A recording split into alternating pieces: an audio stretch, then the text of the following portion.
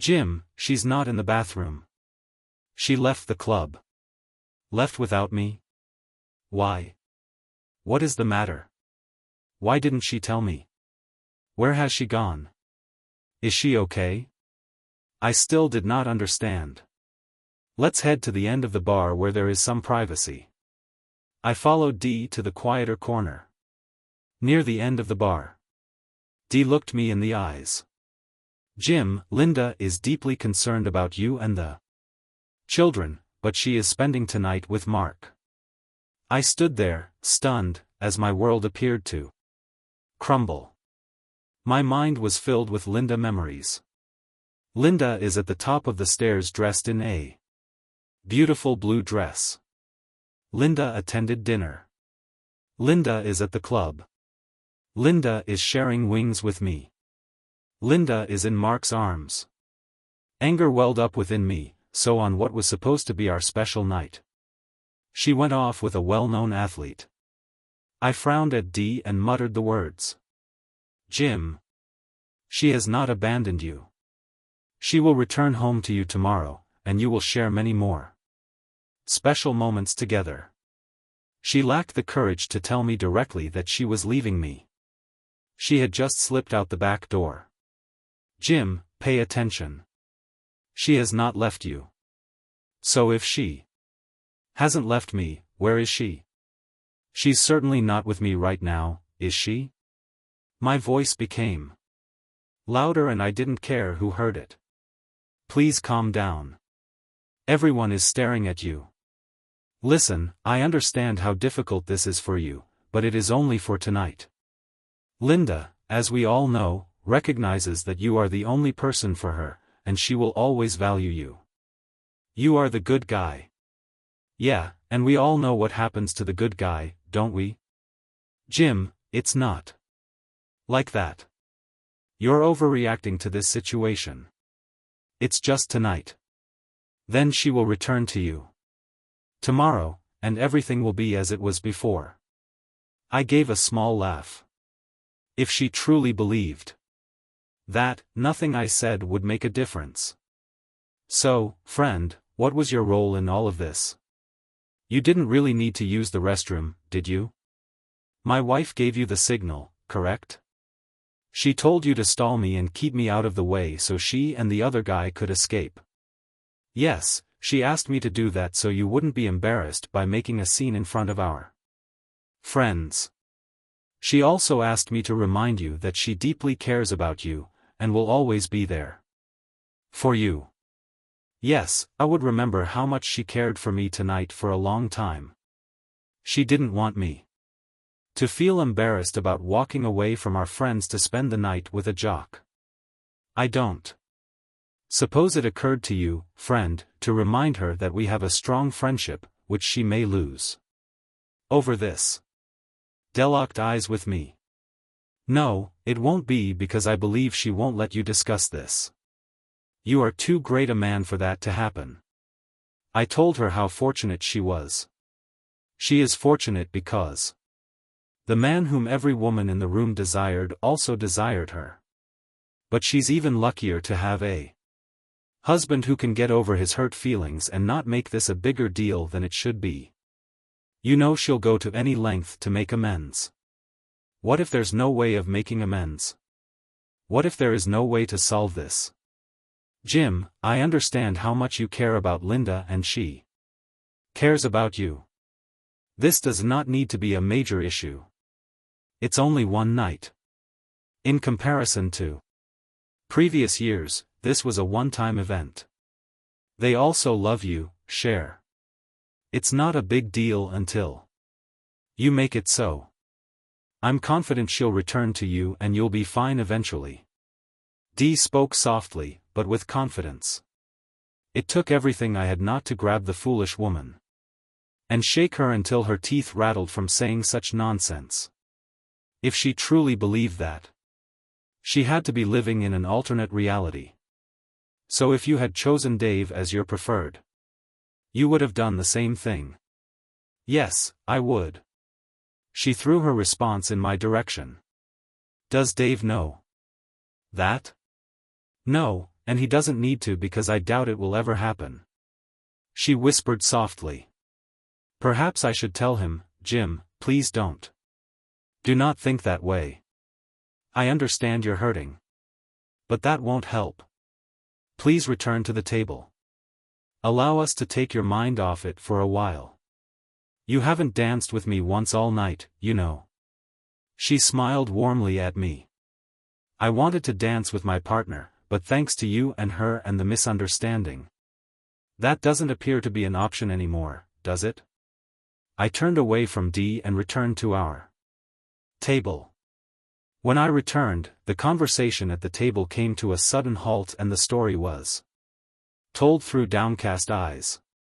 My wife and I had a miscommunication and all of our friends knew it. Jim, will you be okay? Dave asked hesitantly after he seated Dee. I wanted to tell him what Dee had said and asked if he was okay, but I couldn't get the words out. I suppose I hadn't gotten over being the good guy yet. I'd have to work on that. It depends on what you mean by okay. There were a few nervous giggles. Yeah, that was a difficult situation, but you two are going to figure it out. Aren't you? You aren't going to let this get between you and Linda, are you? I don't understand why I shouldn't. I replied coldly. There was a gasp around the table. Why are you all so surprised? I continued. We all know how we feel about betrayal once and for all. We established that long ago. But Jim, it's Mark Lavalier who has interposed. So what? I do not care who spends time with her. If it isn't me, then that's it. Jim, what about your children? We all know how much you care about them and how much they depend on you. Think about them before you do anything. Jane's children were approximately the same age as mine and were best friends. Do you mean that? My wife is thinking about them right now? That's why you hired a babysitter. You didn't want to worry about your children. I believe Dean intended it to be funny. It fell as flat as it deserved. Come on, Jim. It's only one night. She will never have another opportunity like this. You would not divorce Linda in one night. Why not? I glared at her and an uncomfortable silence ensued. February can be challenging, BTB. To be honest, I do not believe that would bring me joy. I doubt I'll ever experience happiness again. I'm going to my room. I'd like to say it was a pleasure meeting you, but I can't find the words. I walked a block and a half to the hotel, feeling more alone than I had ever been in my life. I went up to my room first, then returned downstairs and stopped at the front desk. The attractive young woman in her early 20s asked if she could help me. How many floors does this hotel have? I inquired. I must have appeared unwell. She asked if I was okay and if there was anything wrong with my room. She seemed relieved when I mentioned it was a personal matter. She informed me that there are 15 levels, with the highest level being the 16th and no 13th level. Would it be possible to get a room on the 16th floor? She happily informed me that rooms were available. I paid in cash under the name John Smith. My plan was to take a dive. Linda would be perfectly capable of caring for the children.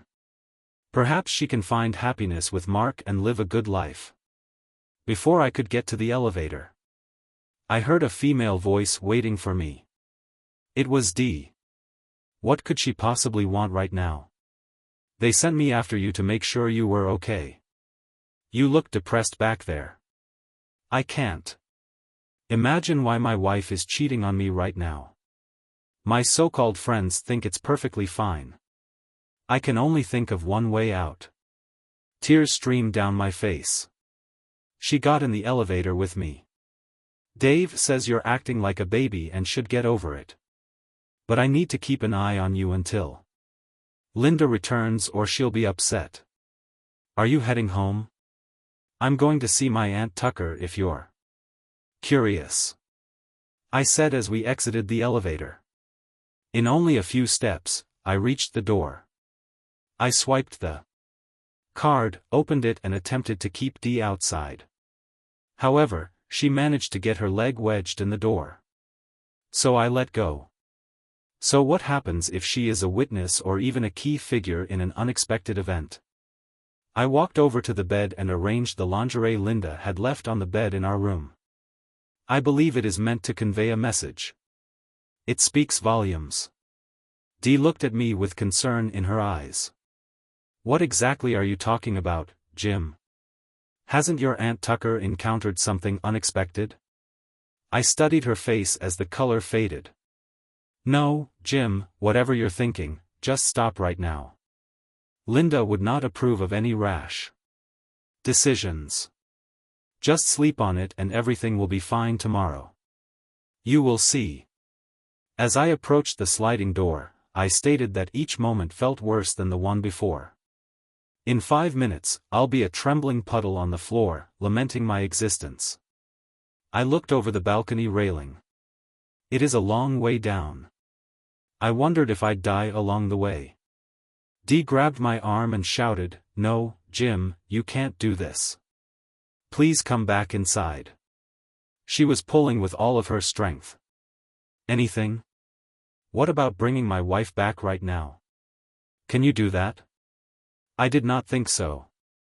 You are equally at fault as she is. So I despise you. I would love for you to join me this fall. How about you? You know what? I was furious. Okay, I understand. What? I will do it if you agree to come inside. Do what? I apologize. And it is my fault as well. I should have intervened, but I did not. If there is a way to fix this, I will take action. Dave, like you, needs to move on. I didn't notice her tears at first. But they continued to flow. Put on that lingerie and give me your phone. She stripped down to her underwear and donned the attractive set intended for my wife. I took a picture with her phone and sent it to Dave and Linda with no accompanying message. I will be back in a moment. Get comfortable on the bed. I left the room with her phone and walked down the hall. I called Dave and he answered quickly. He exclaimed, "Where are you?" I hesitated before responding. Dave, this is Jim. I'm calling to let you know that Dee is secure. She's with me. I plan to treat her similarly to how Mark treats Linda. Goodbye. I ended the call to avoid giving him the opportunity to yell at me. I turned off her phone and re-entered the room. Dee's face turned pale when she learned of Dave's approval. She appeared nervous but agreed to begin. I sat beside her on the bed, attempting to create a relaxed atmosphere. Although Dee was not as beautiful as Linda, I concentrated on her beauty with a touch of imagination. I gently pulled on the string of her lovely underwear, complimenting her appearance. My goal was not for personal satisfaction, but to provide Dee with an extraordinary experience. I want to make the encounter exciting for her, hoping it will be the most memorable moment of her life. She gently traced the bulge in my pants. Wow! It's larger than I expected. I've always wanted to have this experience. I leaned in for a gentle, passionate kiss, resting my hand on her bra-covered chest. I soon removed her clothes. I started exploring her with my mouth, focusing on her intimate areas. She cried out with delight several times as my skilled tongue guided her to incredible heights. We spent the rest of the night actively participating in various positions. Dee was used to a smaller size than mine. She had several climaxes in each position. I couldn't keep track, but it would have been a challenge. I had 2 less satisfying orgasms. I asked about her interest in trying anal.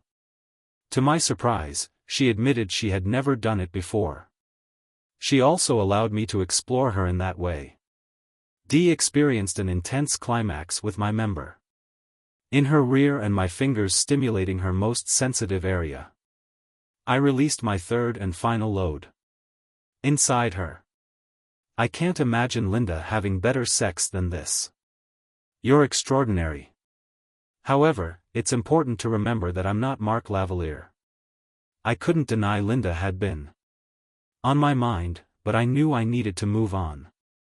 I believe Dave had attempted to contact me by calling my phone, Dee's phone, and even knocking on the door of the hotel room registered in my name.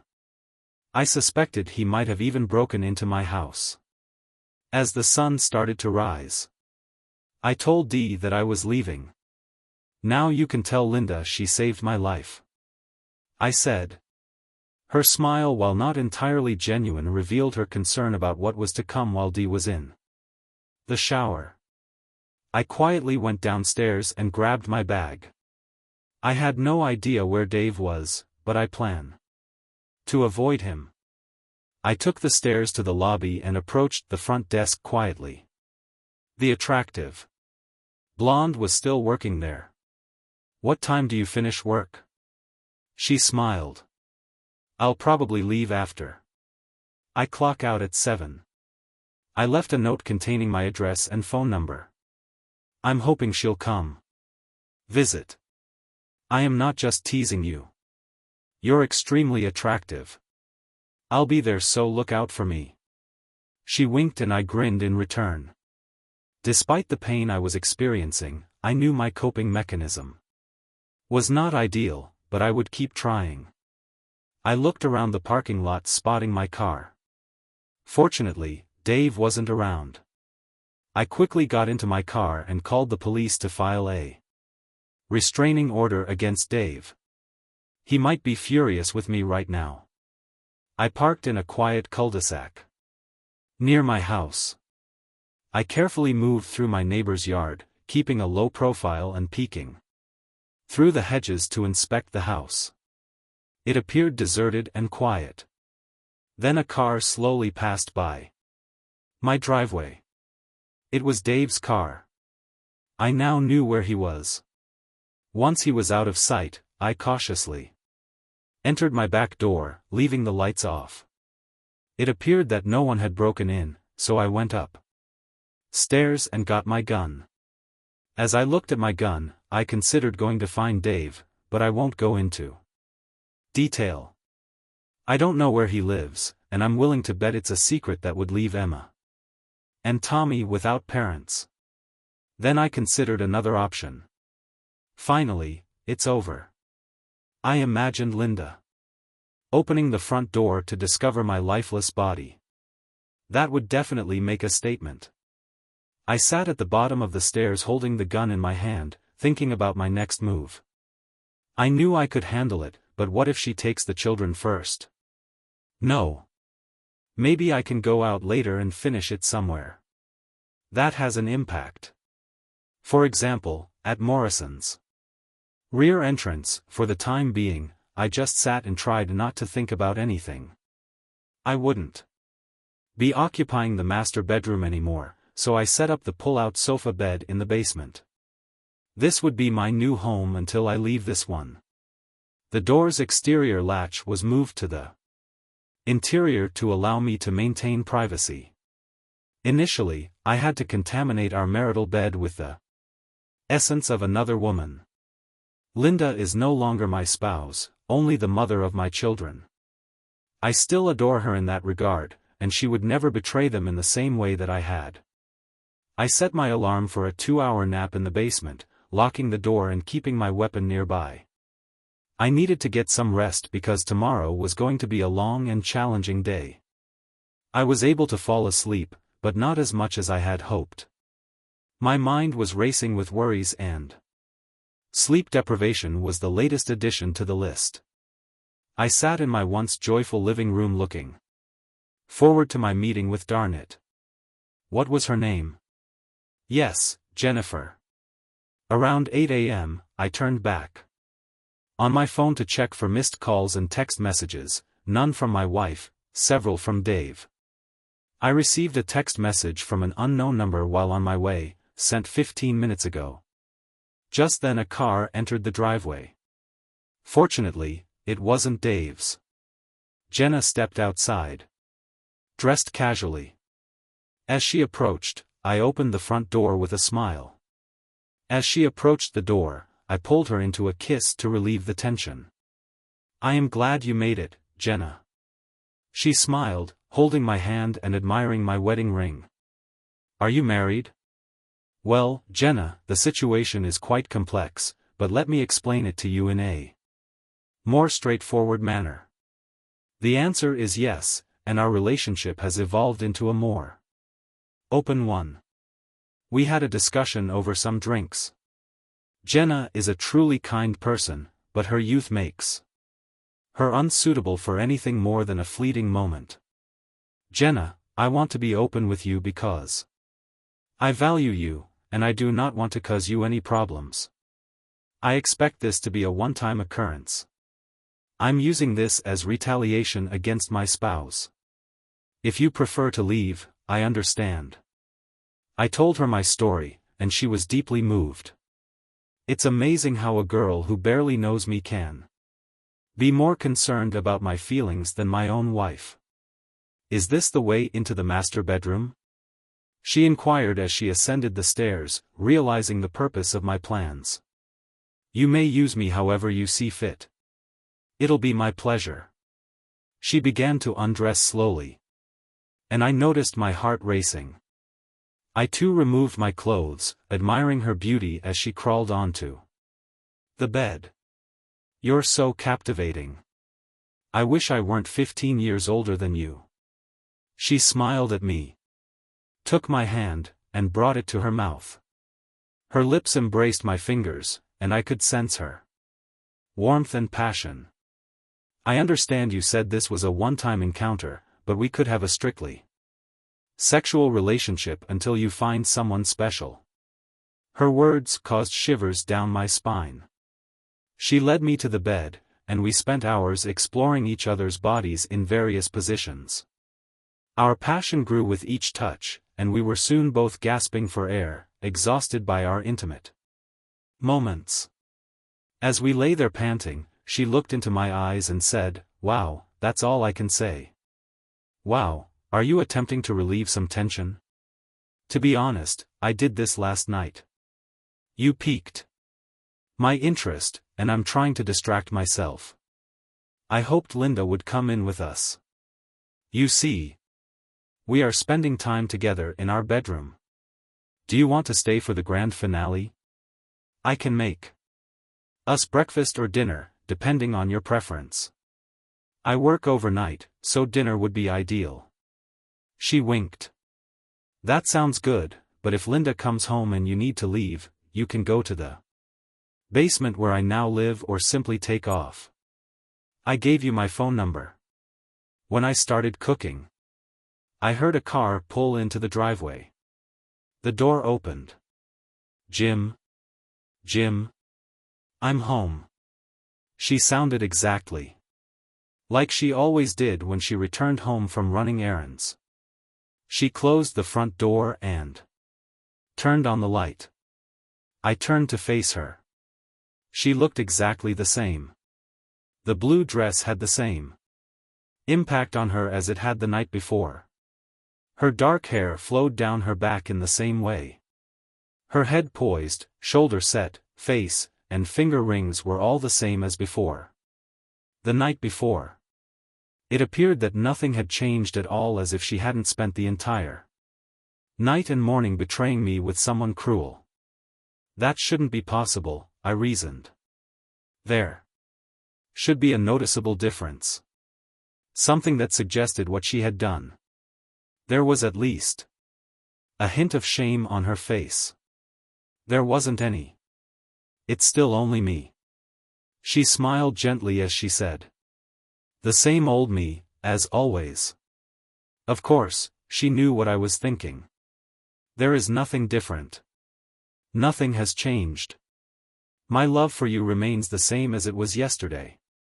If that's the case, I suppose we never had what I thought we did. Linda's face fell. Jim and honey. She appeared worried. Have you packed my lingerie for me? I thought I'd wear them tonight to reconnect. I gave them away. I spoke in the calmest voice she'd ever heard. When you turn your phone back on, you'll see where it went. Jim, I purchased them specifically to share with you. I hope to do it tonight to begin making up for. I reserved the hotel room with the intention of sharing it with you, and we both know what happened, correct? Her gaze dropped to the floor. I tried to keep my emotions under control once more. Has it met your expectations? The question remained in the air. Linda looked me in the eyes. Her face concerned. Jim, I understand you have questions. We need to talk about them and I'll give you accurate and complete answers. But are you certain you want to hear that? I will be honest with you. But I do not want to hurt you. Isn't it too late to consider my feelings? Linda grimaced. I understand, but I'm concerned that sharing the details of what happened will cause you more pain, making it more difficult for us to move forward and continue our relationship. Can't we focus on the future? We cannot let a single incident define our entire lives. That is another factor you should have considered last night, I responded. I pointed to a delicate crystal vase Linda cherished, which was always on our mantelpiece. How many times would I have to shatter that vase against the fireplace for it to break? What would it take for you to move past my actions? Even if there was a way to repair it or put it back together, it will never be the same, right? Jim, you understand how much I value that vase. But I can manage without it. Our marriage, the bond we've built together for nearly a decade, is far more valuable and captivating than that vase. Our love is strong and long lasting, and I can't imagine life without it. I understand you are in pain and I need to make amends. I will do whatever it takes. But most importantly, I know you care enough to eventually overcome your pain and be okay. Until last night, I believed you would never disappoint me. Linda retreated to her chair. So, did the time you spent with Mark meet your expectations? Mark is not a bad person. He's a considerate gentleman. I believe you would admire him if the circumstances were different. He is thoughtless. Any so-called man who approaches a woman who is already with someone else, regardless of whether she is married or attached, and takes her away from him, brings her home and spends time with her simply because he can, is thoughtless. Jim. Mark did not take me away from you. He couldn't unless he took you away from me. Where were you last night? Okay, fair enough, he spent the night with me. But I'm with you now, and I will be with you for the rest of my life. Yeah, you're here with me now because Thoughtless got his way and he's done with you. No, you are wrong. I am here because I love you, because I am your wife. This is our shared home. Okay, so if someone had asked you to stay longer this afternoon for a more intimate moment, where would you be now? Linda at least had the decency to blush. Okay, you are correct about that. But Mark was always kind and respectful to me during my time with him, and I wish you didn't use that language. So my feelings haven't mattered to you since that man approached you last night. Right? So why should mine matter to you right now? I stood up and confronted her with these words. She recoiled, scared. I sat back down and attempted to regain my composure. Okay, let's try this again. Was everything as you expected? Yes, it was everything and more. Her gaze was both sympathetic and determined as she looked directly at me. I hope one night was worth sacrificing our marriage and causing our children grief. I will file for divorce as soon as possible. Linda appeared shocked. No, you cannot do this. Our marriage is too strong. What about the children? How about Emma and Tommy? Don't you love them? Yes, I love them. You are fully aware of this. In fact, are you counting on it? Were they one of your fallback options? In case I was feeling as upset as I am right now, you never considered their well-being last night. Even now, have you considered how and where they are at noon when we were supposed to pick them up hours earlier? Her eyes widened and welled with tears. Honey, I will go get them right away. I apologize for being late, Jim. I promise I will not use our children as bargaining chips. You will take a shower before picking them up.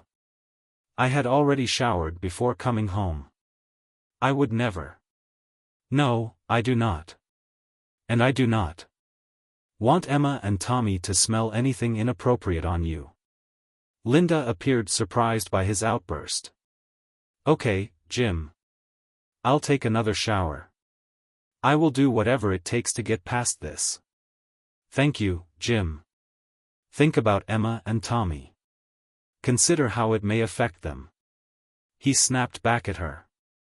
You mean like last night when you were thinking about what you were doing to them? No, you cannot say that. You can't hide behind them. She turned and cried as she climbed the stairs into the master bedroom. Whoa, what's happening here? I quickly turned to Genocide. I could barely hear her response. But I knew I needed to help her. Climbing the stairs quickly, I reached the bedroom door and called out Jenna. Come here. Jenna threw herself into my arms as Linda cried out in the distance. I told Jenna to take the dinner I prepared and go to the basement, locking the door behind her. I assured her that I would join her shortly as she covered her face with her hands and cried. Linda choked out a question. What's happening? Why is a naked girl in our bed? Why are the sheets soaking? She burst into loud sobs after waiting for her to calm down a little. She asked, how could you cheat on me? I knew she expected an answer, but I interpreted it as a rhetorical question. Why is your gun in your waistband? Will you hurt us? I explained that I was going to hurt both of us, but that thought quickly faded. I thought of Emma and Tommy. I absolutely adore them. I have to try to spare them any pain caused by you. Linda was shocked. I had no idea this would hurt you so much. I'll do anything to get us back to where we were. Wow, that was intense, I exclaimed, trying to remain calm.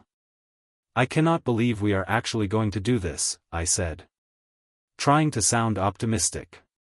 We can't return to the way things were before you made a major mistake. And now we have to ensure that this family stays together. So take a shower and go get the kids. And when you return, we can get to work on fixing things. She looked at me, tears in her eyes. Our bedroom?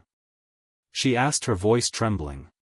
No, I'm currently moving to the guest room. I replied firmly as she exited the room. She whispered, this is not over. I turned to Jenna, who was staring at me with wide eyes. Did I do well? She inquired, appearing nervous. I felt bad about putting her through that. I'm sorry I did that. I said quietly, I owe you one. I will make it up to you.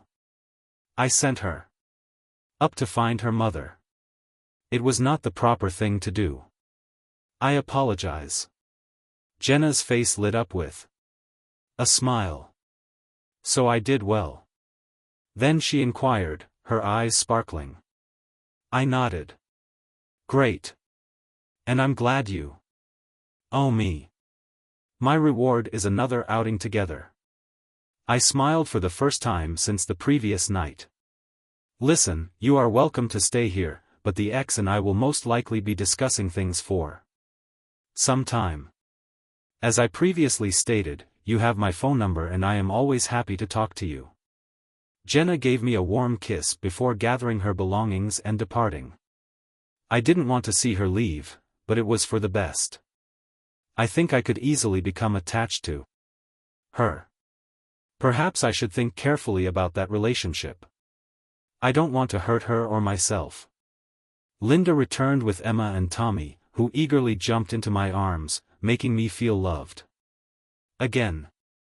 It had been a long time since I had hugged them. Linda smiled as if she expected the kids to help us get back on track. In my mind, there was a new standard. Linda and I agreed to talk after the kids went to bed. So tell me about this girl. Linda spoke hesitantly. Jenna is a nice girl who works at the hotel. I needed to be distracted and she wanted me to. Linda shakes her head. I could never have imagined this. Ditto. It hurts a lot. I suppose I deserve that. I hadn't realized how painful it could be, but now we're even and things can return to normal. No, normal is no more. This was not tit for that. This is how it will be from now on. You should turn your phone back on. I did when I left to pick up the kids. I'm a little puzzled. I have 20 missed calls and a ton of texts that I have yet to read. Why is Dave trying to contact me so urgently? I also have one text from you that I haven't looked at. I can't do this right now. When you left last night, my so-called friends tried to persuade me that I was unreasonable and wanting to divorce you after only one night. They're the same people who think cheating is a one-time offense, but since you were the one who cheated, it was fine. Dave even described me as a crybaby and told me to get over it. So I left the club and walked alone to my hotel. I booked a room on the 15th floor with a different name. I planned to jump off the building. Linda let out a loud gasp and began to cry. Thankfully, she found me just in time. She burst into the room and saw me about to jump. She grabbed me and begged me to stop. She claimed you would never forgive her and it was her fault for encouraging you. I do not agree, however. I believe you had plenty of opportunities to stop, but chose to continue. I blame you. My lifeless body on the street would be the ultimate price. She started crying harder, saying, no, no, no. But she did stop me. She said she'd do anything if I came back inside. I told her to put on the lingerie you purchased. She did what? I asked her to dance with me. She seems to have always wanted to. I told her I'd call Dave and ask if she could stay to talk. But I sent you and Dave a picture of her in her underwear and called to inform him that I was about to dance with Dee. Then I hung up. Linda gasped several times throughout the story. And now has large, shocked eyes. I spent the night with Dee while Dave looked for her. We had a wonderful time and she even introduced me to a new experience. She said I was the best she'd ever had and couldn't imagine anything better. I did not have an answer for her. Linda was sobbing. And I could feel her pain and sorrow as someone I cared deeply about. I assured her that the gun was for protection. At first, it was a difficult decision. When I held it in my hands, I considered doing something drastic, like hurting both of you, the stubborn man and the carefree woman. But this would have left the children without their parents and I couldn't stand the thought. So I let that idea go. Then I imagined you walking into the house and finding me gone with only a single message left behind. At the very least, the children would have one mother who tried to protect them, albeit from a distance. I cannot believe this is happening. Have I pushed you this far? I assumed you'd eventually get over it. Dee said you'd be upset for a few days and then everything would return to normal. How do we fix this? It's too late. We can't go back. We're done. I attempted to move on with the help of therapy, but it only worked temporarily when I was with someone else. When I'm alone, I revert back to feeling upset and hating my life. She wins at my words. She appeared scared. So what happens now? I looked her in the eyes, determined. I will never look at her with loving eyes again. There are two choices. The first step is to move on and find someone new to raise our children with, risking being left behind by that person. The second option is my preference, but I doubt you will like it. We continue to be our children's loving parents. Live in the same house and treat each other with respect. We never have an intimate relationship again. Sleep in separate rooms while maintaining an open relationship in all other aspects until the children leave home. Then we parted ways. Oh my goodness, can this ever be fixed? What did I do? I really love you. I do not want to be with other men. I'd like to share a deep connection with you. You are my partner now and forever. One night transformed everything. Trust me, I should have been the one who paid the price. Just be grateful that you have me taking care of things. Is that all you really care about? I spoke with a bitter tone in my voice. I couldn't help but think about how she was willing to destroy everything and everyone she was supposed to care about. A knock on the door. I reached for my weapon only to find it at the ready. Who is it? Officer Adams of Metro Police. I put away my weapon. You may enter, but be aware that I have a firearm nearby, not a threat. Just being upfront. Thank you for the heads up. He paused before opening the door. I'm here to let you know that David Govin's restraining order has been served. I told him about the gravity of violating the order and he said he would leave you alone. The officer left and I thanked him. Linda appeared on the verge of tears. You know, if he comes back, I will have to stop him. Linda's phone vibrated with a text message. She read it. Her face was filled with terror.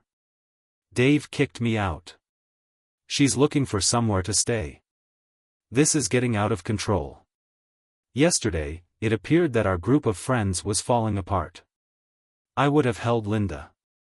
She was comforted with gentle strokes and reassuring words. Today, she was alone and hurting. I pulled out my phone and called Heidi. If you want to stay with us, we have an extra room available. Linda was surprised to discover I was on the phone. What are you doing now? She can't come here. You just ended her marriage. You've just slept with her. Will you really turn your best friend away when she needs it the most?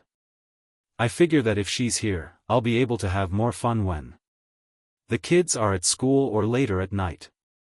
You don't mind, right? It's only a temporary arrangement. Linda's hands shook as they approached her mouth and her eyes filled with tears. Her eyes were red and puffy. How did all of this happen in a single day? I can't continue like this. Don't worry, Linda. Things will improve over time. Linda thoughtfully set up a room for Dee in the unused bedroom upstairs. That evening, we slept in different beds, which was unusual for us. It was unsettling to be separated from Dee given how much I valued her presence in my life. It felt like I was separating myself from a treasured aspect of my life. We informed our kids that Dee would be staying with us temporarily. We also stated that we would not be sharing the same room during this time. We did not give a specific reason because they did not inquire further. Linda and I continued to carry out our parental responsibilities during breakfast. Although it was difficult to show limited physical affection while Knowing it was only for appearances, I believe Linda found it more difficult. I went to work knowing that Linda and Dee had a lot to work out in their friendship. Linda now had someone to lean on. Someone who could listen and understand. In my ideal scenario, they would be able to support each other during this difficult time. The two would come to regret their encounter with a difficult person. If they were true best friends, I believe Dee would never share intimate moments with me again. At work, I received a message from Dave that contradicted the court order. Despite this, I wasn't particularly concerned about the messages in the text. He explained that he now understands why I was so upset about Linda's affair. He had never experienced that level of heartache before. Dave and I had similar thoughts about ending his or our lives.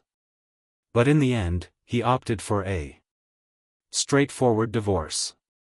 He admitted that he still resents me, but vowed not to contact me again. The next Saturday I had a date with Gina. We had a lovely dinner and danced together. Some people looked at me strangely because I had a 20-year-old girlfriend. We got home late and went into my basement bedroom. Linda must have already gone to bed. Gina was full of energy, so we spent the night doing fun activities. She shouted her excitement several times. Thankfully, we were 2 floors away from the children. Gina departed quietly in the middle of the night. On Sunday morning, I prepared a large breakfast for Emma and Tommy while smiling brightly. Linda, on the other hand, appeared to be in a bad mood and not trying to be brave. "Can we speak in the living room?" I asked. And she nodded in agreement. "You're not doing a great job of hiding it. You seem unhappy." I could not sleep all night. First, I was concerned about you staying out late and not knowing what was going on. Then you arrived home and went downstairs, leaving me unable to sleep. When I went to get a drink, I overheard Gina experiencing intense pleasure. She screamed with delight. I felt hurt and jealous. I can't pretend that everything is fine for the sake of our kids. I promised not to bring my dates home again. Gina lives with her parents. So if I accompany her, I will be provided with a room. Last night, I told her that we could only go out once a month. I do not want our relationship to be based solely on physical intimacy. Do you truly intend to continue down this path? We had a remarkable relationship. One for the history books. Can't we try to work it out? I can't stand the thought of you not being my partner. What can I do to help you understand? I really care about you. How can I show that I'm still the same person? This is the last time I'll address this issue. Please listen carefully. On a night meant for us as a married couple, you chose to focus on someone else. The pain and disillusionment I felt were profound. Your actions were selfish and irresponsible, affecting not only me, but also our children.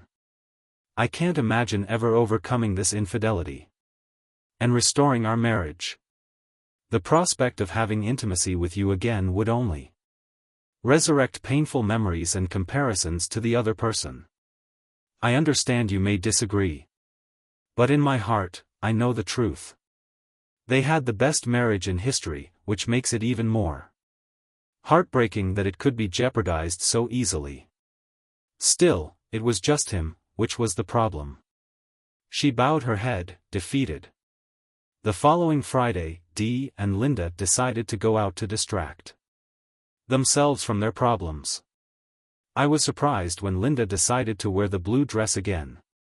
She appeared stunning. My heart ached from longing. I suspected they were hoping to make me jealous. I did, but it wasn't enough. I spent the night watching over Emma and Tommy. We watched a movie and ate popcorn until about 9 p.m. when I put them in bed. I was surprised to learn that the girls arrived home at 10 o'clock. Was she introducing another man to make me jealous? It wouldn't make a difference because I no longer care. They entered through the front door, but Linda went straight upstairs, sobbing uncontrollably. I looked at Dee, who was looking down at her feet. What's happening? Why is Linda so distraught? We decided to return to Morrison's tonight in the hopes that Mark would make another appearance. To our delight, he did. He came over to our table and inquired about the whereabouts of our husbands. We told him that we were essentially single now. We smiled as if it were a good situation. Mark commented, "That's unfortunate. I specialize in separating married women from their husbands. That's my thing. I enjoy humiliating them and then making exquisite love to them which the husband can never match." With that, he went to another table and asked a woman to dance. He appeared surprised when she declined his offer. We decided to leave before the situation reached its climax. Jim, please understand that while Linda has not apologized or expressed remorse, I believe she is in great pain. As for myself, I'd like to apologize for my part in the events that occurred. I never imagined that things would turn out so badly. Linda and I are grateful to have each other's support at this time. Linda requested another outing the following Friday, but this time alone. I offered to look after the children once more. The children were asleep by 9 o'clock and Linda returned home alone at 10 o'clock. I had been preparing for the moment when she would bring someone home with her. Linda went straight to her room while I spent the rest of the night watching the news. There was a breaking news story about Mark Lavalier. He had been involved in an accident and was struck by a car in the parking lot behind Morrison's. The incident was a hit and run and the vehicle responsible had yet to be located. The reporter mentioned that Mark had suffered severe leg injuries. Hearing this news, I couldn't help but feel a sense of relief, believing that it was fate's way of dealing with someone like Mark. The next day, Mark learned that he was having surgery for his injured knees in one foot. The doctor stated that his football career appeared to be uncertain and that he might require a walking aid. This was his contract year after finishing his rookie contract and he was expected to earn around $10 million per year despite his financial difficulties. I could not empathize with him. It's possible that an irresponsible spouse caused the accident. Emma, Tommy and Linda gathered for breakfast as a family. Linda appeared to be in better spirits, possibly adjusting to her new situation. I had a date with Jenna planned for later that night. In addition, I began dating a kind coworker named Mary. However, nothing compares to what Linda and I had. We both agreed that the sense of loss would be with me forever. Reconciliation seemed unlikely in the near future, but I had occasional dreams about it while helping the kids with their breakfast. Linda looked at me and said, "Jim, could you help me with my car? I need a little help." "Sure, what is the issue?" I responded. "Last night, I accidentally hit a deer on the road. I need to replace the fender and headlights on my car. I don't want to take it to a body shop because the cost could be high. Also, I don't want to file an insurance claim because it may raise our premiums." She seemed worried. I looked into her captivating eyes and smiled reassuringly. Here is the next story. "Hi, my name is Dave. Instead, I will describe myself physically. I'd like to share my belief so you can better understand who I am. I am not an evil person and I did not enjoy what I just did. It was what my conscience demanded. My primary belief is in respect. Respect for oneself and others is essential. I will respect you. Unless you do something to jeopardize it. At this point, I will simply leave and not return. I believe it is everyone's responsibility to strive for personal improvement. While some may achieve more than others, as long as you put forth your best effort, I will respect you. Remember, if you disrespect me, you'd better watch out. Next, to respect. What I value the most is loyalty and trust. I will never lie or deceive those who I respect. I am unfailingly loyal, especially to those who deserve it. Take note of the careful wording. If you lose my trust, you forfeit loyalty and respect. I hold a strong belief in fairness. Good things should happen to good people, bad things to bad people. I'm also old-fashioned. If you wronged me, you will not have to deal with legal documents or courtrooms. However, you should exercise extreme caution when walking down any dark alleyways. If I shake hands on a deal and it doesn't go through, I'll check the obituaries. My name will be there. I believe that I am methodical, romantic and loving. I firmly believe that men and women are equal, not only in words, but in my heart. I truly believe that a person's gender has no bearing on how I treat them or what I expect from them. This belief could be the motivation for my recent actions. Now let me explain my actions step by step, beginning with the beginning. My suggestion that Lorna, my wife of 7 years, keep some distance from her friend Jenny was not well received. Jenny moved nearby the previous year. Her husband Bill is a shift worker, whom I have only met a few times. I'm not sure why, but Jenny makes my palms tingle. I have a strong, instinctive feeling for her. However, I understand that it is Lorna's decision. She has few friends, but she is fiercely loyal to the ones she does have. Jenny dislikes me and it's clear she's trying to influence Lorna. On several occasions I've entered the room, their conversation has abruptly halted. This has only made me more concerned about their friendship. The signs that my marriage was in trouble began to emerge. Little things that seemed insignificant at first started bothering me. For example, I was unable to reach Lorna on her days off and receive divisive responses when I inquired about it later. Another indication was her difficulty making eye contact with me. I strongly believe in the saying that the eyes are the windows to the soul, and I've added my own twist. Sunglasses are the blinds. The biggest clue was our decreased intimacy, which went from at least twice a week to nothing overnight, with no intimacy in the previous 4 weeks. It was strange that on several occasions when I attempted to initiate affection, she appeared to agree but then changed her mind. It was as if a barrier had formed in her eyes, causing her to shut down emotionally. I asked repeatedly about the problem but she insisted there was none. Frustrated, I suggested that you consider counseling.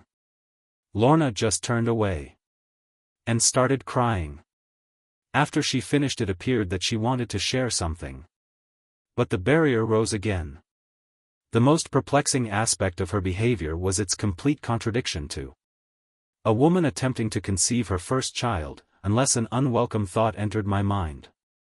What if she stopped considering me as a sperm donor and instead tested other men? This would explain why she wasn't as sexually frustrated as I was and why she was pulling away from me. However, guilt does not justify her actions. We had only tried for 2 months before she gave up. If she wasn't going to reveal her secret meetings, I'd have to find another way to catch her. Lorna managed our family finances, giving her more free time.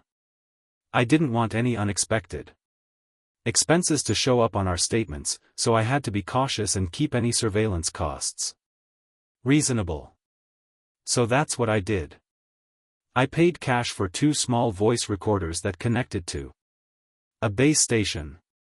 A solid start. I figured if they didn't pick up anything, I could always try a GPS monitor later. I placed one recorder in the kitchen to capture that room from the living area.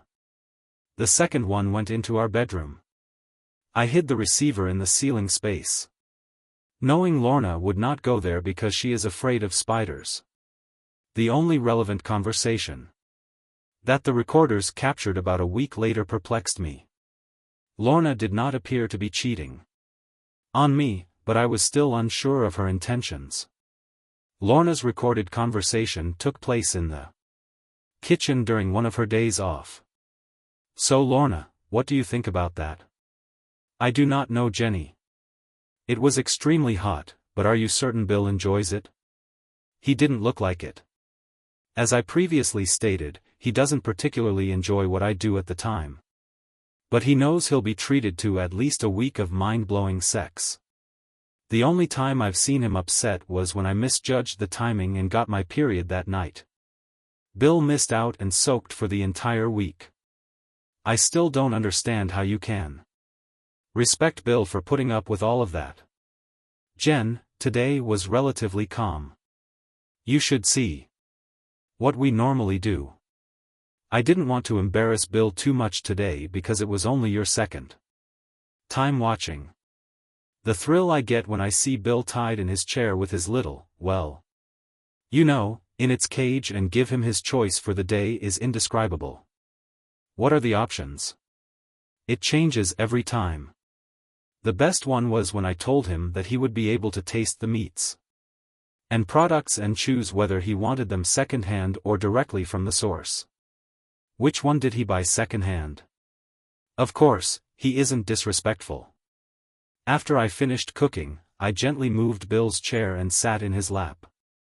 Wow, girl, I think I laughed 3 times in 5 minutes that time. I'll ask Bill if we can do something like that the next time you come. Oh, I need to leave. Bill is still occupied. The bedroom recording began slightly later with a faint buzzing noise and 2 excited giggles, indicating that whatever happened had piqued Lorna's interest and her toy received plenty of attention. Lorna had clearly witnessed something captivating between Jenny and Bill. But I couldn't quite understand everything. The only word that seemed to fit the conversation was no. Surely no one would tolerate that, right? Am I a little naive? The meat reference completely eluded me. I was also unsure where this was all going. I chose to wait and see. I only had to wait until next week for the next installment. Once again, it was my wife's day off and the action occurred in the kitchen. Wow, that was intense. You remember when you told Bill to stay still while that guy rubbed his well? Yeah. I asked Bill if I could do the second-hand or straight from the source thing again, but he declined. He only agreed to have me there because he believes he will get a chance with me later. No, that will not happen. Please don't deflate his bubble. If you do, your time with him will be up. Okay. How was your last week with Bill? It was fantastic as usual. After I left, I untied him and he looked after me as he always did. We then spent the remainder of the day in bed. I told you that the sex with the meats is amazing, but the week after with Bill is almost as good. It's like experiencing honeymoon sex all over again. There was a pause in the conversation. And the recording included the sound of a kettle boiling. So how are things going for Dave? The poor guy must be feeling impatient. It's been 6 weeks and I can tell you it's getting harder to say no to him. If it hadn't been for a useful tool, I might have reached my breaking point by now. These tools can provide temporary relief, but they don't completely satisfy in the end. I understand where you are coming from, but please remain calm. How about telling him that you're taking a break to strengthen your relationship? This may buy you some time. In a few more weeks, Dave might be open to suggestions. One idea is to do something with the turkey that makes it look like Dave. It won't be as enjoyable, but it will give you the time you require. No, Jen, I couldn't betray David. I care too much about him to disrespect him in that way. And there's that prenuptial agreement I mentioned earlier. If Dave discovered I had cheated, I would lose everything. I'm 39, Jen. If I don't have children now, I may never get the opportunity. I paused the recording. Thank you for your vote of confidence, Lorna. I particularly appreciate the comment about respect. However, it appears that you and I have different perspectives on disrespect. Yes, you're very wise to remember the prenup. The cheating party leaves with nothing. I could now see where this was likely to go, and I mentally resolved to set aside some time for myself to decide how far I'd let it go. I returned to the recording. I still do not know. As eager as Dave must be, I just can't see him going along with everything I'm thinking about pulling out. I cannot risk losing him for a little extramarital shit. It's difficult enough as is. Looking in his eyes, I see desire. It's simply not right. Have you been listening to what I'm saying, dear? It isn't just a small amount of disloyalty. It's the thrill of being in control. Having him sit there helpless and eager, knowing he will do anything you ask. As long as you ask, I'll keep you. Nothing like seeing your partner involved with someone else to bring out the competitive side in people. Everyone wants to be in control. Both Bill and my ex did it. Yes, they might protest for a while to maintain appearances. However, once their fragile self-esteem is restored, they always return for more. No, Jen, I have made up my mind. I do not want to jeopardize our future happiness. It is not worth it. Dave brought up counseling again this week. What's the challenge? Lorna, there is no challenge. Give him time to improve your chances. Then reveal it. You are not deceiving. Therefore, he has no reason to leave. Furthermore, the agreement does not go into effect. What is the worst thing that could happen? He declines. You've lost nothing. He will not want a divorce in which he loses his house. Half of the money must be paid to you as alimony, so there is no challenge, and you can have exciting moments for as long as you want. I tell you, friend, you simply cannot lose. Okay, Jennifer, I'll consider it. So make a decision. Soon or your waiting days will be over. The vibrator was given another session that afternoon. I was growing weary of the situation. It was time to take action. I wasn't sure how I'd react when their little act unfolded. I was becoming increasingly convinced that it would. Jenny was offering Lorna an opportunity that no ordinary man could match. At first, I thought the concept was completely alien to my tastes, but upon further reflection, I realized I had never given it much thought before. Perhaps watching Lorna get close in front of me would be entertaining. It was time to seek a resolution. When Lorna joined me in bed, I expressed my wish, but received the expected rejection. Lorna, have you ever heard about marital rights? No. What are they? These are a husband's rights. To be intimate with his wife. So I'm asserting my right to decline. I mentioned contemplative earlier. After a moment, I added, if you continue to refuse me without providing a reason, will you allow me to seek satisfaction within our marriage? There was a sudden exclamation from the other side of the bed. No, absolutely not. You will not receive anything outside these walls. I should be able to meet your needs. Lorna suddenly realized the absurdity of her own statements. Her expression was a mix of pain, irritation, and bewilderment. She quickly exited the bed and left the room. I must speak with Jenny. I left her alone and went into the living room where I could hear mumbling from the kitchen. Phone area. She tiptoed back into the bedroom. Half an hour later, I assumed I had fallen asleep. She sat down beside me gently.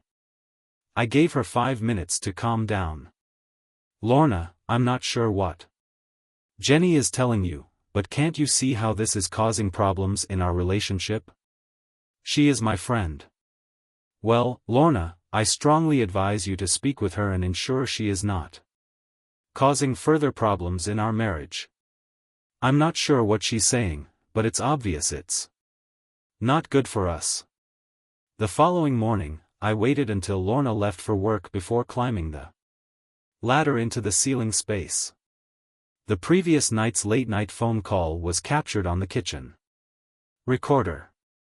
It recorded one side of the conversation, which began with Lorna discussing her call with me. She sounded desperate and I hoped she would reconsider. To say I was disappointed by the outcome is an understatement. Following Lorna's emotional plea, there was a pause. The voice then asked, Jen, are you sure about what you said the other day? Do all men resemble Bill, and if you push them hard enough, will they enjoy being subservient? Silence followed. So as you mentioned, I really have nothing to lose. Even watching you and Bill makes me very excited. Yes, I'll do it. But I can't keep doing this for much longer.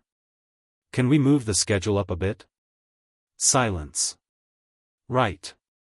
I'll come over tomorrow night and we'll discuss tactics. Bye. The following day, the Smith household was unusually quiet. Lorna informed me after dinner that she was going to Jenny's. Are you going to break up with her? As I suggested, no, David. I grabbed her and forced her to make eye contact. Thank you, Lorna. She walked away from me without saying another word. I secretly went to Jenny's house, reflecting on the powerful influence desire had on me. It was dark, so I circled the house, looking for a place to see or hear what was going on inside. Unfortunately, I was unable to find a good vantage point, leaving me in the dark about the unfolding events. My loving wife returned the next day and I slept soundly. I remained in bed until Lorna left. This time I visited Jenny's house. I believe Lorna mentioned Jen in the context of our marital issues, so my visit would not raise any suspicions. Jenny opened the door. Still in her dressing gown. She wanted to change clothes, but I assured her that my message would not take long. However, I never got past the porch. Jenny, I know you and Lorna are up to something. I suspect you're attempting to persuade her to do something she's not comfortable with. I want you to understand that I do not forget easily and I hold grudges. For your own safety, I recommend that you use your persuasive skills to talk her out of it rather than into it. The door closed in my face. Lorna returned to Jenny's house after enjoying a peaceful dinner. This time I chose to follow her. I approached the house. I noticed the kitchen light was turned on and the window was slightly open. I'd missed the beginning of their conversation, which appeared to be about my previous visit. I arrived just in time to hear, "No. This is great news, Lorna. I believe this demonstrates that he believes I am attempting to lead you astray. That means when you give your speech, he'll be off balance. Plus, he'll be so relieved that you won't cheat on him that he'll be eager to take our advice." Someone accidentally knocked over a small potted plant to avoid answering some awkward questions. They quickly exited the room. Lorna returned home and I was once again fast asleep. The following evening, I returned home to the delightful aroma of a delicious meal. Lorna worked hard to make the food both delicious and visually appealing. I was eager to learn about her culinary creations. Throughout the night, she chatted non-stop, filling the atmosphere with light-hearted conversation. I waited patiently for her, bringing up whatever was on her mind. As the night came to a close, it was time for bed. There was still no discussion to encourage her to open up. I snuggled up to her and gently squeezed her shoulders. She seemed to respond positively. For a moment before withdrawing, I asked, "Have I done anything wrong, dear? Please share your thoughts." I also proposed Lorna. I believe we should consult a counselor. As expected, she became irritated. In the morning, I decided to alter our dynamic. I took the vibrator out of the bathroom drawer and removed the spring from the battery compartment. I wanted to level the playing field. The next 2 evenings were monotonous and the game lost its appeal. Jenny was present when I returned home from golf, but she quickly left. It was Saturday night, and I went to bed early, claiming that I needed to get up for church. Lorna joined me in bed. I turned off the light, hoping that the darkness would make her more open to conversation. Once she was settled, I asked, "Lorna, what's on your mind?" She was quiet, so I continued. "All right, it appears that you are having trouble sharing something with me. You've avoided closeness for the majority of the last 2 months, so I'm guessing that has something to do with it. Lorna, are you considering admitting that you have strayed from our relationship? And are working up the courage to do so?" Lorna quickly responded. "Dave, how could you possibly think that? You know how much I care about you and would never do such a thing." Dave persisted. "Then please tell me what has been bothering you before I leave or give in the next time someone attempts to be friendly with me." Lorna became interested. "Who has been trying to be friendly with you?" Dave explained, "It happens occasionally at work. I'm well out of shape and to be honest, not bad looking. I doubt a week passes without someone attempting to get to know me better." "Okay, Dave, just give me a moment and I'll share my thoughts with you." It took around 5 minutes. "As I mentioned earlier, Dave, I have always been faithful to you and have no desire to be unfaithful. However, there is something I would like to investigate." More silence followed. "I understand you don't like Jenny, but she's been telling me about some of the activities she and Bill do in their spare time, and they seem much more exciting than what we've been doing." "Hold on, you have never expressed dissatisfaction with our relationship over the last 8 years? Yes, I know, Dave. You are a wonderful and supportive partner. And I am completely satisfied with what we have." Jenny then shared what she does, which she described as at least 10 times more enjoyable than what we do. "I'd just like to ask if we could try it once or twice before we get serious about being responsible parents." "Are you certain it's as good as Jenny describes? Or is she simply exaggerating?" "No. When I heard her describe it, it was clear from her enthusiasm that she enjoys it.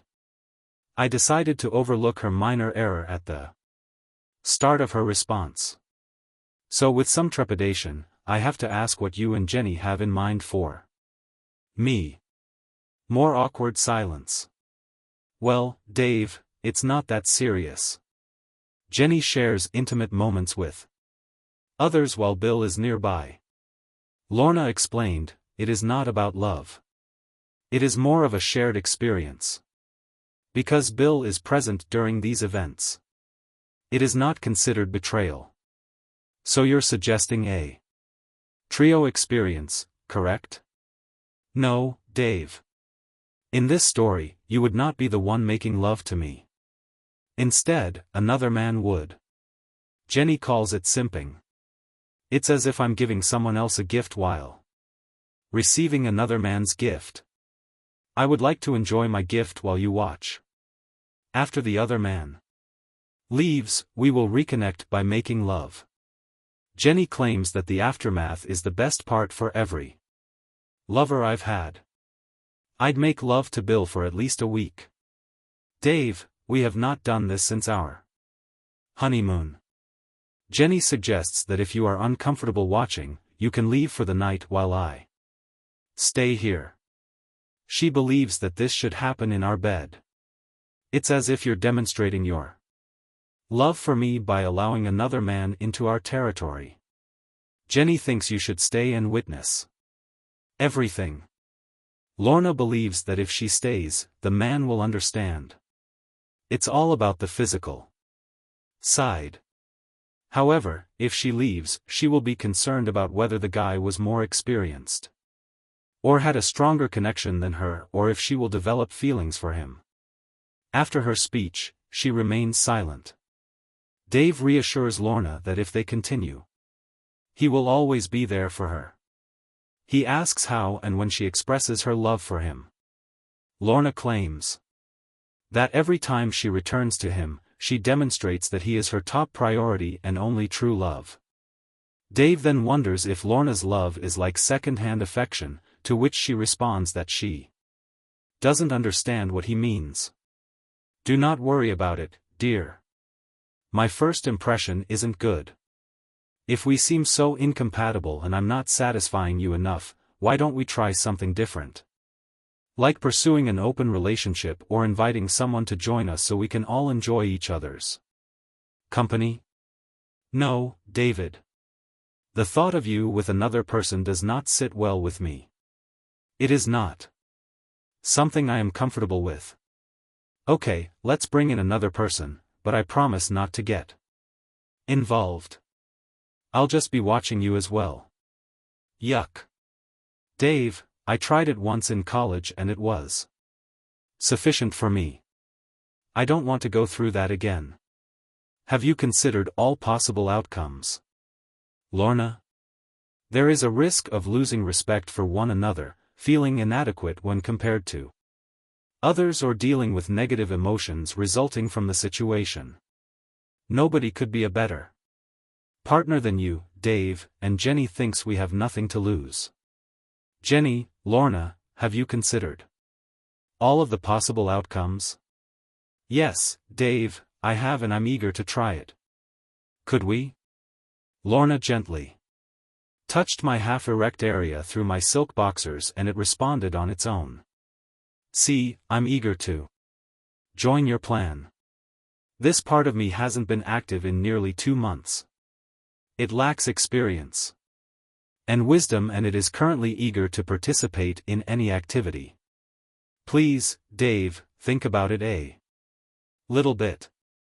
Okay, Lorna, there's no harm in considering it. Now, can we express our love for one another? No, Dave, I do not think so. Why the heck not? Simply look at it as a challenge to think faster. You realize that's not fair, right? Well, I do not agree.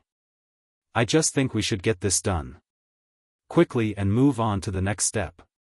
Dave's newest golden rule: whoever has the initiative establishes the rules for initiative here. Read determination. That week when I went to discuss Lorna's new toy collection, I noticed a unique accessory. Shame on you, Lorna. You neglected to mention that part. Well, I survived another 11 days. I am only human after all. It was Wednesday night and we were in bed again. Okay, Lorna, you win. We will do it your way, but don't blame me if things don't go as expected. I urge you to think about all of the possible consequences. Wow. Thank you, Dave. I'm thrilled to share this adventure with you. Can we start it on Friday? Definitely, my friend. But there's one small request: I'd appreciate it if you joined me in a light-hearted activity beforehand. Lorna agreed immediately and we began our activity. After we finished, she said, Dave, I almost forgot to mention it earlier. Jenny suggested that you sit in a chair while I do my part. This will make you feel more at ease and secure while also giving me a sense of responsibility and control. I looked at Lorna, surprised by her suggestion, but agreed to it. Jenny also mentions that calling each other playful names during the activity improves her overall experience. Lorna isn't sure why, but she wants to make sure that everyone has a good time. Lorna's excitement is obvious, but I gently hold her to maintain control. Lorna, can we take things slowly for this? I do not want to give up complete control for the first time. I'm not comfortable being tied to a chair, but I'm willing to sit in one and pretend to be tied, even if it means putting my hands behind my back. This allows me to occasionally use a video camera. What kind of video camera? Dave? We agreed that this would be a brief experience, and one of us might not enjoy it. So I decided to record it so we could watch it later. Okay, I will ask Jenny if that is okay. No, Lorna, do not ask Jenny. It's time to make your own decisions, accept responsibility for your actions. All right, Dave, we will proceed without tying you up. It would be more engaging for our audience if we could capture the moment you prove your love for me. Remember, we want to keep the overall context of the original text intact with no profanity or additional content. Regarding the trash talk, I understand your discomfort with us acknowledging your presence. Please feel free to continue our conversation as if we are unaware of your presence. This way, it will be less humiliating for you. We assume your relationship with your partner remains exclusive, or did it change in college? No, David, our relationship has remained exclusive since then. By this point, even my strength was struggling to keep Lorna from resuming her movements. Her perspiration had already filled my navel and was streaming down my side. I free the beast. I'm not particularly proud of my endurance the first time, but there were some unusual circumstances, 2 months of extreme blue ball circumstances. In my defense, Lorna reached her climax before I did go teamwork. The second and third were more impressive and worth bragging about. I was exhausted the following day. When I returned home the next night, we had a visitor. Jenny, she looked as proud as if she had just given birth to triplets. Well done, Dave. This is not something you will regret. It's the beginning of a new life for you both. Lorna gave Jenny a disapproving glance, but she ignored it. So, Dave, what will we do next? Jenny explained, I usually visit a different part of town. They will not recognize me. Then I approached the guys and explained what I am looking for. If they agree, I accompany them to the restroom and assess their appearance. I might give them a friendly pat or offer some advice to get a better idea. I wouldn't want to put in so much effort only to get less.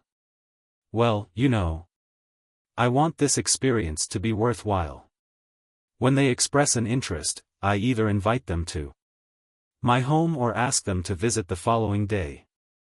No, Jen, I cannot agree to that. If Lorna did that, I'd call it cheating. Why don't you just attend a potluck and bring home the first guy who says yes? Okay, Dave, you're in charge for now, so we'll do it your way. Good night. Lorna was clearly thinking about something after she left. What is it, Lorna? Jenny didn't want to ask, but she wanted to know if she could come over and watch. No, Lorna. That would be unacceptable.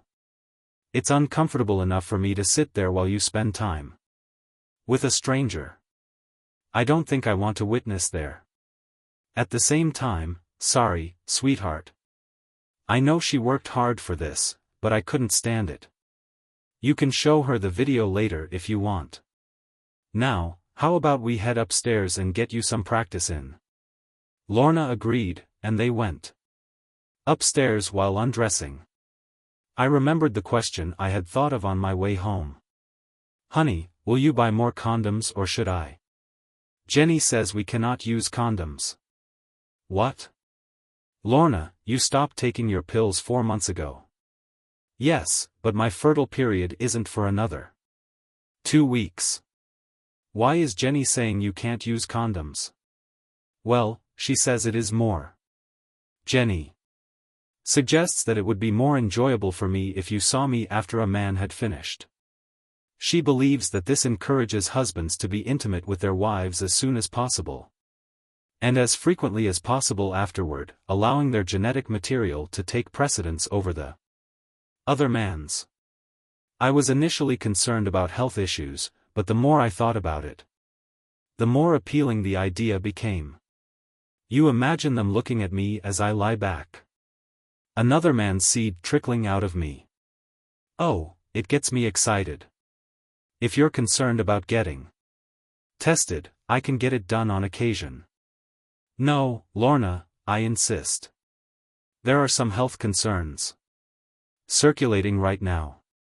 We should avoid taking any risks. Okay, how about that closeness we came up here for? I am not in the mood anymore. All right, I agree. There are no barriers. Wow. Thank you, dear. Speaking of protection, would you mind using one tonight or practicing withdrawal? I want to feel refreshed for tomorrow. Just forget it. All right, good night. Lorna was so excited that she took Friday off from work. By the time I arrived home, the house was spotless and the bedroom was ready. Extra pillows, dimmed lights, a bedside lamp. Used as a spotlight, the whole works. Lorna was literally bouncing from one foot to the other with anticipation.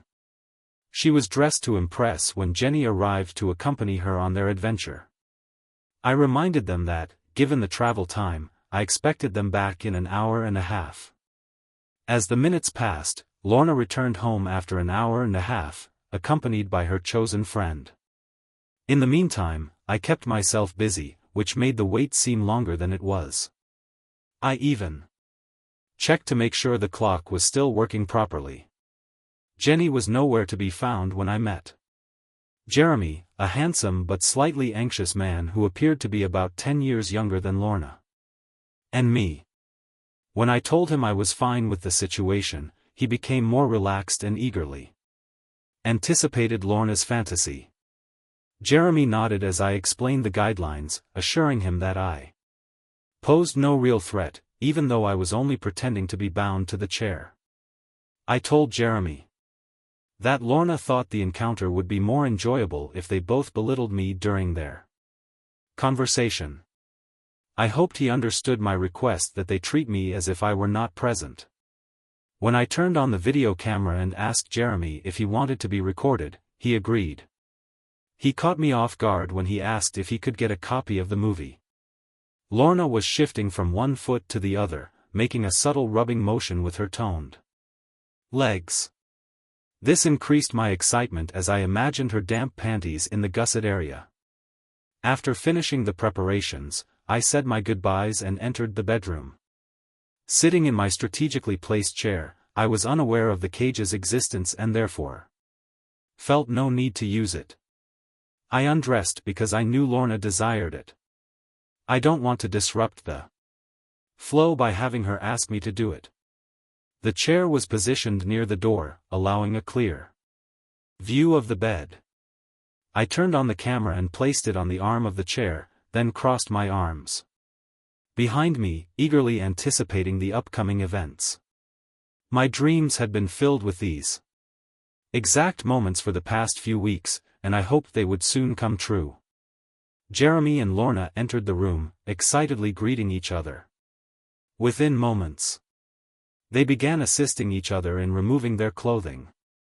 Soon Jeremy's underwear was removed, revealing his erect but shorter and thinner member. Lorna tried to hide her disappointment, but it showed on her face. He acted quickly after removing his clothes. He quickly thrust into her mouth after guiding her to her knees with no tenderness. She instinctively wrapped her hand around the base of his member, limiting its depth. However, he appeared to be experienced as he quickly placed one hand over hers and the other on the back of her head. He took her hand off his member and used his other hand to keep her head still. He thrust into Lorna, widening her eyes and making her gag. She quickly pushed him away, covering her mouth with one hand, and dashed into the restroom. Retching and gargling could be heard shortly after. When Lorna returned, Jeremy wanted to continue their intimate moment. However, she was not interested in the same activity that he had planned. Instead, he gently laid her down on the bed and embraced her. Lorna's disappointment was palpable, as she wished for the playful banter they usually exchanged before their intimate moments. Despite her initial disappointment, Lorna sensed the warmth and connection between them. Their passion was palpable and they both enjoyed the intimacy they shared. Their time together continued. They had more playful and affectionate moments, resulting in a memorable experience for both of them. Oh wow, make it amazing. My husband simply does not do it for me anymore. Jeremy finished and rolled off my wife, and she quickly recovered from her disappointment. Throughout their brief encounter, she kept looking at me and the camera on the armrest of my chair. I couldn't help but wonder if her performance was intended for me or the camera, which flashed red. She sighed in relief as she rolled onto her side, reaching for the bedside cabinet and opening the top drawer. She took out a small bottle of lubricant. "Use it, my love," she whispered. "Take my last virginity." Jeremy, known for his incredible endurance, was clearly regaining his erection. He took the tube from her hand and began applying the lubricant to his arousal, while Lorna positioned herself on her stomach, knees tucked under, and raised her bottom. Her gaze turned to me. Her eyes were a mix of desire and something unfamiliar. But her lust was clear. There was also an unknown emotion. One thing was clear. This was her moment of triumph. If I hadn't realized it before, I do now. She nearly giggled as she spoke excitedly about celebrating our love and connection. "You can thank my husband for proposing this idea. I would not have considered it if he hadn't mentioned it the other day. Come on, partner. Let us explore a one-of-a-kind moment that my husband has yet to experience." Jeremy carefully placed Lorna's delicate band on her finger before gently entering her. Lorna, overcome with emotion, forgot about her acting and burst into tears. Jeremy, either misinterpreting her cries for excitement or simply motivated by passion, continued his energetic movements. Lorna attempted to push him away, but her limited strength and awkward position made it difficult. Eventually she gave in to his persistent actions. After reviewing the video footage, Lorna appeared to be looking at the narrator with desperate eyes. The narrator had fled, unable to bear the scene. Lorna begged for help. "Dave, this is too much." I was standing outside the bedroom door trying to block out her anguish and hoping it would stop. Deep down I knew I needed to support my partner. The only way I could bear the agony was to tell myself she hadn't been my partner for weeks. I waited for the right moment. It appeared that Jeremy was on the verge of his second peak. I had changed back into my work suit while I was out of the room as per my mental script. I hurried back into the room and dashed to her side of the bed. Just as Jeremy reached his second peak, I yelled, "Lorna, what's going on?" In my best Russell Crowe voice, "Who is this? Get out of my house, jerk." Following my words, a comedy of errors unfolded as confirmed in the video. Jeremy's expression quickly shifted from happiness to confusion, then fear sets in. He untangled himself from my wife and leaped out of bed, grabbing his clothes. He nearly broke the sound barrier as he left the room. Lorna's temporary relief turned to confusion. Torn between needing to be in two places at once, I followed Jeremy. Before leaving, I snapped at Lorna. "Just stay here, you dishonest person." As I approached him, he was already downstairs, quickly changing into his clothes. His eyes remained filled with apprehension. I watched him finish dressing and then leisurely walked over to him. I gently placed one hand around his neck and guided him against the wall. I made sure he could still breathe comfortably. He looked up at me. His fear replaced by dread. And one hand restrained him. I opened his wallet with one hand and declared his name and address aloud. Once I had his full attention, I whispered, "Do you remember this, young man? Maintain your distance from married women. I could have punished you, but I will be lenient at some point. Lorna might ask you to testify in court. Your story will be that you met her at a social event. You accompanied her back here and were caught in the act when her husband unexpectedly arrived. He asked you to leave. Remember that he only had to try 3 times to get it right. I am not a harsh man, so I will suspend your sentence for 7 years. But if you say anything else during that time, I guarantee you will regret it. It will be a lasting consequence." I let him leave, and to my surprise, he didn't leave immediately. I shook his hand and said, "Jeremy, it has been a pleasure doing business with you." His puzzled expression was amusing as he created another sonic boom, this time hitting the front door. Soon after I heard tires screeching. Down the road, I walked casually back up the stairs to the bedroom. Lorna hadn't moved. Still lying on the bed, a small stain on the top sheet from her wide-open legs. If I had been as aroused by humiliation as she appeared to be, my erection could have been powerful enough to knock down baby seals. However, I felt as limp as overcooked pasta in light of our 8-year relationship. I felt I owed her an explanation. "For the record, dear, do you realize that not once in the last 2 days have you asked for my opinion on your little plan? If you had, I hope I would have been honest enough to tell you that just thinking about it made me disappointed and upset.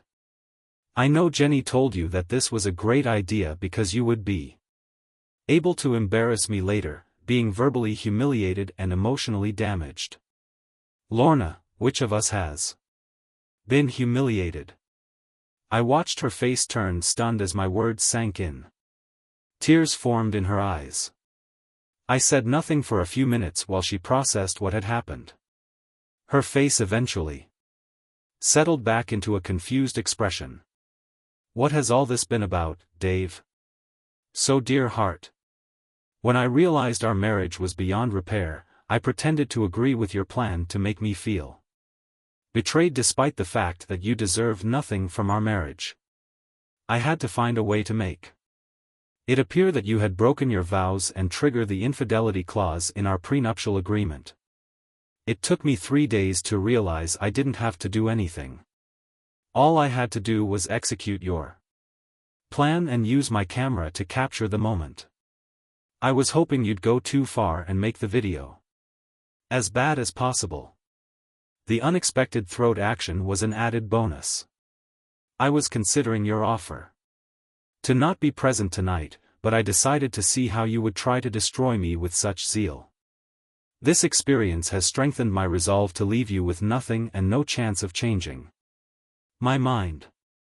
You understand how easily I can be swayed." Lorna's gaze shifted back and forth between me and the camera. She finally understood the significance. However, I was caught off guard when she grabbed the camera by the strap and dashed to the restroom. I heard the toilet flush shortly after, and I was certain that the innocent SIM card was on its way to the sewage plant. I checked my pocket to ensure that I still had the SIM card I had removed earlier. The one with the studs had permission to film when the bathroom door opened. I couldn't see Lorna's face. I concentrated on removing the concealed camera from the bookshelf. The camera had been carefully positioned. The ideal view showed the entire bed without exposing the chair or the entrance. I pondered the recent events. Had the performers ever communicated directly with the person in the humiliation chair? Perhaps on 2 occasions, I considered how 2 parts of the soundtrack might be affected. I was wondering when the batteries would run out. I hope no one digs deeper and discovers that it is connected to the power outlet. Lorna finally gave up after seeing me pick up the second camera. I felt a need to defend myself. For the record, Lorna, I truly believe I treated you with the utmost respect and love until you began to plan against me under Jenny's direction. I would have been delighted to raise our children and live a happy life together. I'm not sure when you made a wrong turn, but you did, without question, a piece of advice for your future relationship. If you're going to conspire with a friend, don't do it in front of a $249.95 listening device. I picked up the envelope from the same shelf as the camera and handed it to Lorna. She unintentionally lifted the flap and removed the divorce papers. After observing her gaze linger on the pages for a moment, I gently interrupted her thoughts. Indeed, Lorna, our relationship is nearing its end. I will be leaving for the evening and I would appreciate it if you had already left by the time I returned. I'm grateful for the 8 years we've spent together, which have been mostly enjoyable, but I've reached a point where I can't tolerate certain behaviors. This decision was made about 3 weeks ago while I was away. Please take some time to gather your clothing and personal belongings. I respectfully request that you do not attempt to contest the divorce or its terms. If you choose to do so, I will be obligated to show a specific family home video to your parents, other relatives, friends, and church members. This video shows you in an embarrassing situation, being disrespected and making derogatory remarks about me. Please understand that Jeremy will not be supporting you in court. His primary concern is his personal safety. Lorna did not look well and I had to lean in to hear her whisper, but we had already decorated the nursery. A part of me broke down when I heard that comment. How self-centered had she become, given that my hopes for a happy family in the near future had been dashed? Perhaps you should listen to your next spouse when he advises you to choose your friends more carefully. Give my regards to Jenny. I definitely will. With that, I left the room, descended the stairs and walked out the front door thinking. Note to self, the next spouse should be saner and smarter. I could have just said no. Lorna expressed a desire to transform me into something I did not want to be. No. Her longing was so strong that it would eventually be fulfilled. Furthermore, a significant portion of the disrespect was inherent in the request itself. Nobody enjoys being pressured. Only then did I refocus on my strategy. There was still one loose end to tie up for the clever woman who had started all this. I knew exactly where she would be and I didn't need to look through the partially open bedroom curtain to find her. Understanding her as I did, I was confident she would be unable to resist spying on my humiliation. It was her reward after all. Her months of dedication resulted in her holding the pickaxe handle I had placed near the front door. I started walking around the house. To my surprise, she was not at the bedroom window. Instead, she was hidden among the bushes near the door. She was clearly waiting for me to leave so she could collect Lorna's remnants. I looked at her and she noticed the tool in my hands. She understood the implications of her impending predicament. She expected her video camera as well as her watch and rings to be gone. As if it had been stolen, I continued to look into her eyes. Even in the dim light, I could see the exact moment She realized that my only options were to kill her or keep her promise of secrecy. Hello, my name is Dave, and I believe that everyone should be treated with respect and fairness. I believe that everyone, regardless of gender, deserves equal pay and opportunities. Trust, honesty, and respect are the most important things to me.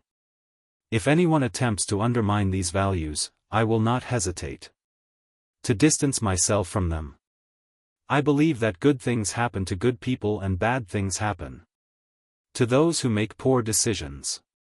I am not a malicious person, and I take no pleasure in causing harm to others. However, I do not claim to be satisfied with every situation I face. Regarding my knowledge, I enjoy learning about a variety of topics, including conjugal rights and other aspects of marriage. I believe that continuous learning is critical for personal development and understanding of the world around us. In the past, people required special permission from the king to engage in sexual activity. This permission was granted by the king's representatives and bears the names of a man and a woman.